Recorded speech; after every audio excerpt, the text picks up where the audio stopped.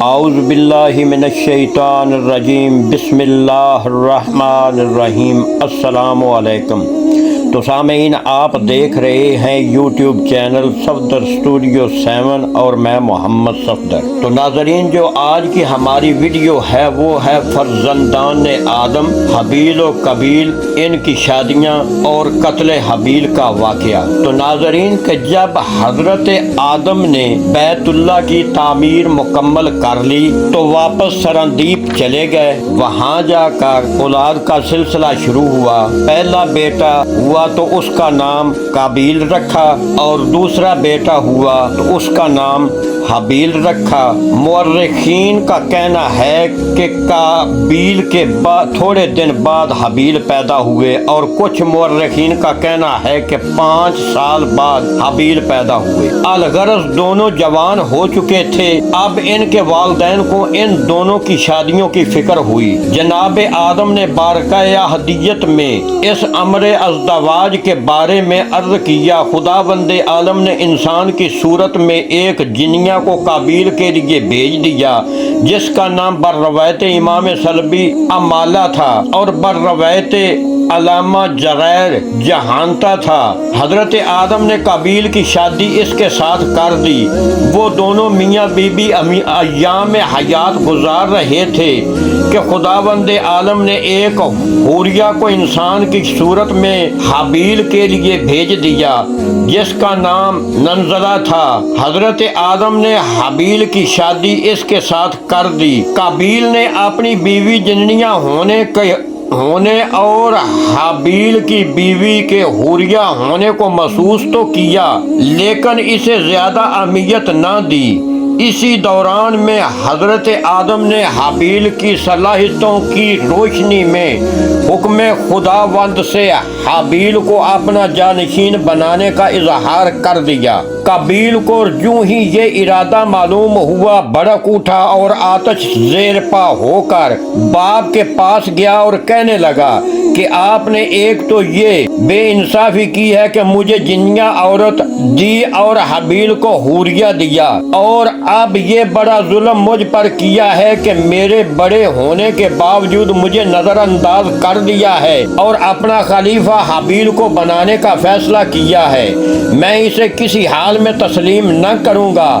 پھر بولا، اچھا یہ بتائیے کہ یہ کچھ آپ نے اپنی طرف سے کیا ہے یا خدا کا حکم ہے؟ تو حضرت آدم نے فرمایا کہ میری طرف سے اس چیز کو ہونے کا سوال ہی پیدا نہیں ہوتا۔ یہ امر خلافت خدا کے ہاتھ میں ہے، وہ جسے چاہتا ہے عطا کرتا ہے، میرا اس میں کیا دخل ہے؟ پھر خداوند عالم نے حضرت آدم کی طرف وحی کی کہ میراث نبوت اور علم کا بندوبست کرو اور یہ چیزیں حابیل کے حوالے کر دو۔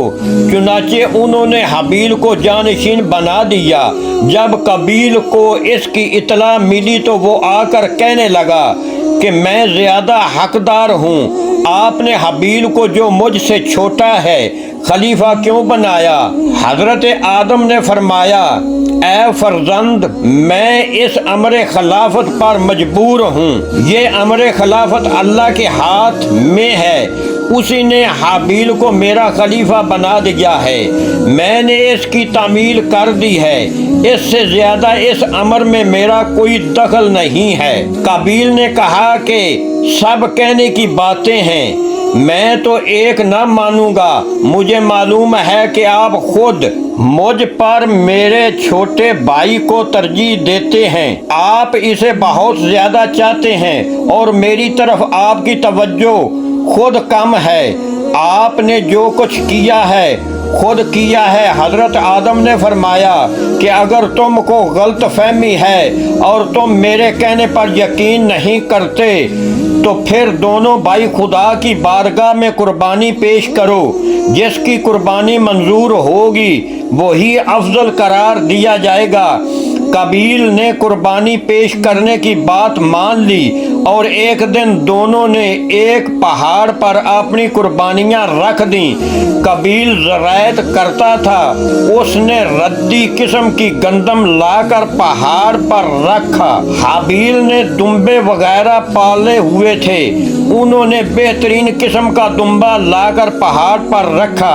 اس زمانے میں قربانی قبول ہونے کا طریقہ یہ تھا کہ آسمان سے ایک آگ کا شعلہ آتا تھا اور جس کی قربانی قبول کرنا ہوتی تھی اسے جلا کر خاکستر کر دیتا تھا، اور جس کو قبول کرنا منظور نہ ہوتا تھا وہ جوں کی توں پڑی رہتی۔ غرضیہ قربانی پہاڑ پر رکھی گئی اور شعلہ آیا اور اس نے حابیل کے دمبے کو کھا لیا۔ تبری میں ہے کہ یہ قربانی قبول ہونے کا طریقہ عہد بنی اسرائیل تک باقی تھا۔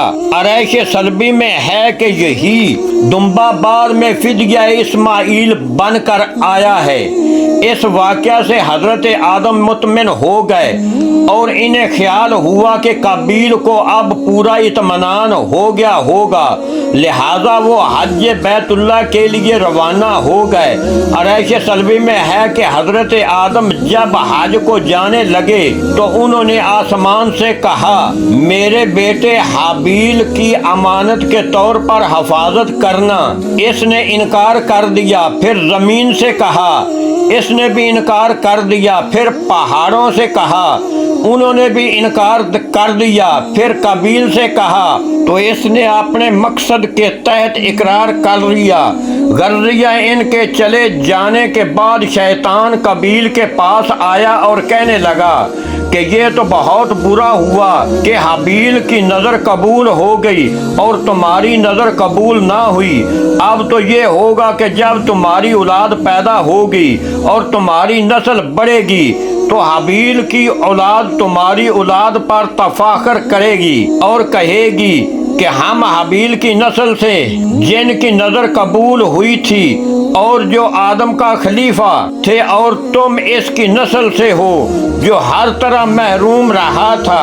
قابیل نے کہا، یہ تو بالکل درست ہے، لیکن اب ہم کیا کریں؟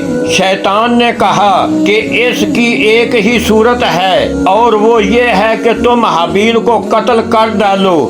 جب وہ قتل ہو جائیں گے تو لا محالہ تم کو وہ اپنا خلیفہ اور جانشین بنائیں گے، کیونکہ ان کے ہے نہیں۔ قابیل نے کہا، یہ تو رائے آپ کی درست ہے، لیکن مجھے تو یہ نہیں معلوم کہ قتل کس طرح کیا جاتا ہے۔ شیطان نے کہا کہ میں ابھی بتائے دیتا ہوں۔ چنانچہ اس نے ایک طیر کو پکڑا اور پکڑ کر اسے پتھر پر لٹا دیا اور اس کے سر کو ایک دوسرے پتھر سے کچل دیا۔ قتل کی ترغیب سیکھنے کے بعد قابیل جناب حابیل کے پاس پہنچا اور کہنے لگا کہ میں تمہیں قتل کروں گا۔ حابیل نے پوچھا کہ میں نے تمہاری کیا خطا کی ہے جس کے عوض میں تم مجھے قتل کرنا چاہتے ہو؟ اس نے کہا کہ تمہیں آدم نے جانشین بنا دیا اور تمہاری ہی قربانی قبول ہوئی ہے، اس لیے میں تمہیں ضرور قتل کروں گا۔ حابیل نے کہا کہ اس میں میری کیا خطا ہے؟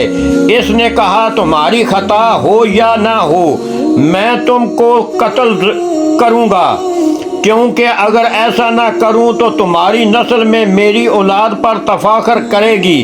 حابیل نے جب یقین کر لیا کہ یہ اس جرم عظیم سے باز نہ آئے گا تو کہنے لگے کہ بھائی، اگر تم مجھے قتل کرنا ہی چاہتے ہو تو کر ڈالو، لیکن میں بتائے دیتا ہوں کہ میری طرف سے اس سے متعلق اقدام نہ ہوگا اور میں تمہاری طرف قطعاً ہاتھ نہ بڑھاؤں گا۔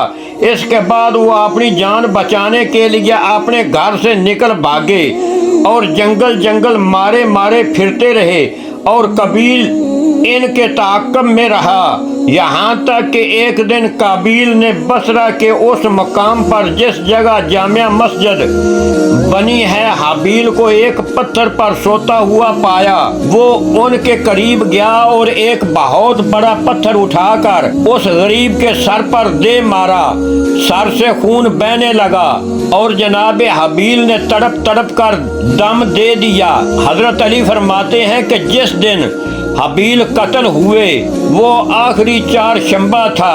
جناب حبیل کا قتل ہونا تھا کہ سارے عالم میں تغیرات پیدا ہو گئے، آسمان کا رنگ بدل گیا، سورج کو گرہن لگ گیا، سیاہ آندھی چلی، درختوں سے پھل گر گئے، زمین میں زلزلہ آیا، درختوں میں کانٹے نکل آئے۔ یہ حال دیکھ کر حضرت آدم نے جناب جبریل سے پوچھا کہ ان تغیرات کا کیا سبب ہے؟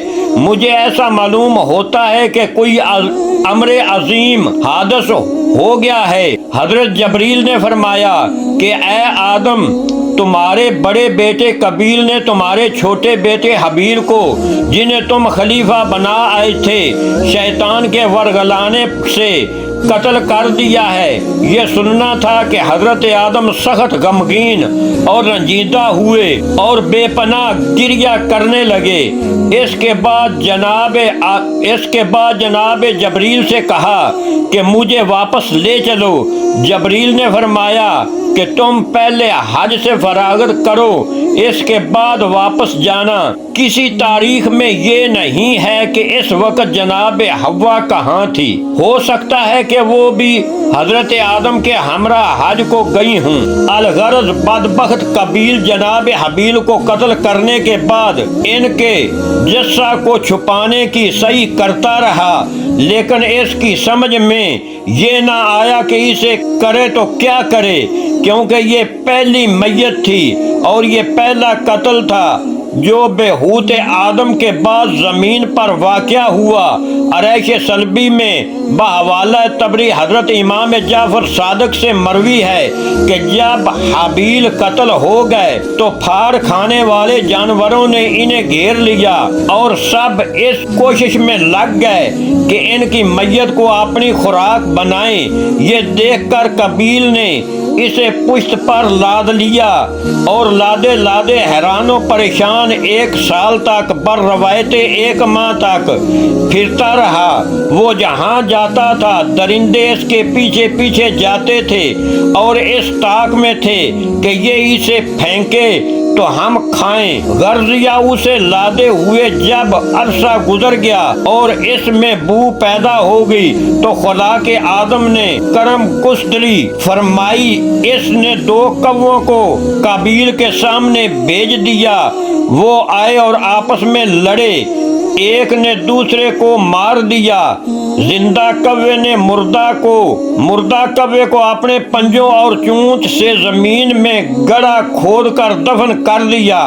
قابیل نے دفن کا جب یہ طریقہ دیکھا تو یہ کہتے ہوئے کہ افسوس، میں کوے جیسا بھی نہیں، ایک گڑھا کھود کر حابیل کی میت کو دفن کر دیا۔ تھوڑے عرصے کے بعد جب حضرت آدم حج سے واپس آئے اور آ کر قابیل سے پوچھا کہ حابیل کہاں ہے، تو اس نے جواب دیا کہ کیا آپ مجھے اس پر نگران کر گئے تھے جو مجھ سے پوچھتے ہیں؟ حضرت آدم نے فرمایا کہ مجھے سب کچھ معلوم ہے، میں تجھ سے پوچھتا ہوں کہ تو نے ایسا کیوں کیا؟ قابیل نے مواخذہ اور سزا کے خوف سے ترک وطن کر دیا اور وہاں سے بھاگ کر ادن یمن چلا گیا۔ تو ناظرین، یہ تھی ہماری آج کی ویڈیو۔ اگر آپ کو اچھی لگے تو سبسکرائب کرنا، لائک کرنا۔ السلام علیکم، اللہ حافظ۔